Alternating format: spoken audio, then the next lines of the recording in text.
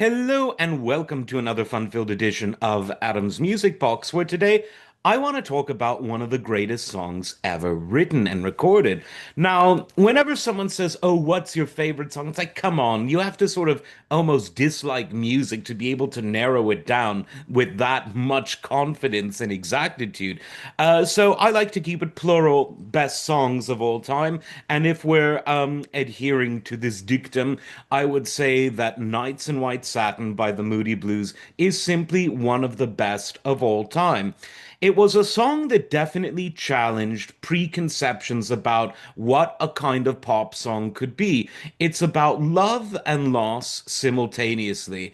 It's a rock and roll song, but a sort of neo orchestral song with an actual orchestra in addition to a mellotron, which especially in 1967 was a very new and novel sound. There's a poem that's read at the end, a beautiful poem, if you ask me. And although the strict single version cut out that wonderful orchestral outro and poem, FM radio really played the full version a lot, even through the 80s and 90s, let alone in the 60s and 70s, because there was just something about this song that was deeply moving. Justin Hayward's great vocals, the great harmonies of the late John Lodge and the late Ray Thomas and the late Mike Pinder. I mean, everyone except Hayward is gone from the band. Graham Edge's wonderful reading or wonderful recitation of the poem, rather, that Pinder wrote. Just the whole thing is excellent. Or do I have that the other way around? Let me actually double check because this is live TV. Uh-huh.